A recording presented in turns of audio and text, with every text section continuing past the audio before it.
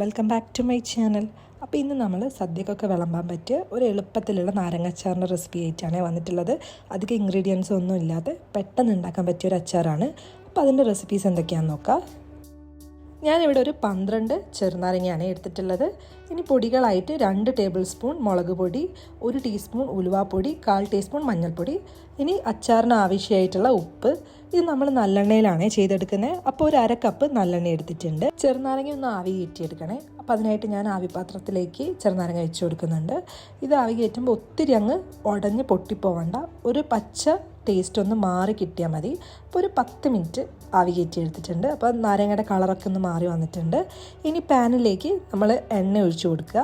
ഇനി എണ്ണ നന്നായിട്ട് ചൂടായാൽ തീ ഓഫ് ചെയ്തതിന് ശേഷം പൊടികൾ ചേർത്ത് കൊടുക്കണം, ഇല്ലെങ്കിൽ ഇത് കരിഞ്ഞു പോവും. പൊടികളുടെ പച്ചമണം മാറുന്നത് വരെ ഒന്ന് ഇളക്കി യോജിപ്പിച്ച് കൊടുക്കുക. ഇനി ഇതിലേക്ക് ആവശ്യമായിട്ടുള്ള ഉപ്പ് ചേർത്ത് കൊടുക്കുക. ഉപ്പൊക്കെ നമ്മുടെ അളവിനനുസരിച്ച് നമുക്ക് കൂട്ടുകയും കുറയ്ക്കുകയൊക്കെ ചെയ്യാം. ഇനി ഈ മിക്സിലേക്ക് നമ്മൾ നേരത്തെ വേവിച്ച് റെഡിയാക്കിയിട്ടുള്ള നാരങ്ങ ചേർത്ത് കൊടുക്കുക. ഞാൻ ഒരു നാരങ്ങ 8 പീസായിട്ടാണ് കട്ട് ചെയ്തിട്ടുള്ളത്. നാരങ്ങ ചേർക്കുമ്പോൾ തീ ഓൺ ചെയ്ത് വെച്ചിട്ട് ചേർത്ത് കൊടുക്കുക. എന്നിട്ട് തീ സിമ്മിലിട്ടിട്ട് ഇത് ഈ മസാലയിൽ കിടന്ന് നന്നായിട്ടൊന്ന് കുക്കായി വരണം.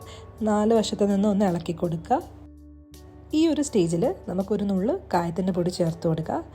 ഇനി ഇതിലേക്ക് ആവശ്യമെങ്കിൽ 1 ടേബിൾ സ്പൂൺ പഞ്ചസാര ചേർത്ത് കൊടുക്കുക. ഇത് കംപ്ലീറ്റ്ലി ഓപ്ഷണലാണ്, നിങ്ങൾക്ക് വേണമെങ്കിൽ മാത്രം ചേർത്താൽ മതി. പഞ്ചസാര ചേർത്ത് കഴിഞ്ഞാൽ അതിൻ്റെ എരിവും പുളിയൊക്കെ ഒന്ന് ബാലൻസായി കിട്ടും. ഇതിലൊട്ടും തന്നെ പ്രിസർവേറ്റീവ്സ് ഒന്നും ആഡ് ചെയ്തിട്ടില്ല. നിങ്ങൾക്ക് വേണമെങ്കിൽ തീ ഓഫ് ചെയ്ത് ഒന്ന് തണിഞ്ഞതിന് ശേഷം വിനീഗർ ആഡ് ചെയ്ത് കൊടുക്കുക.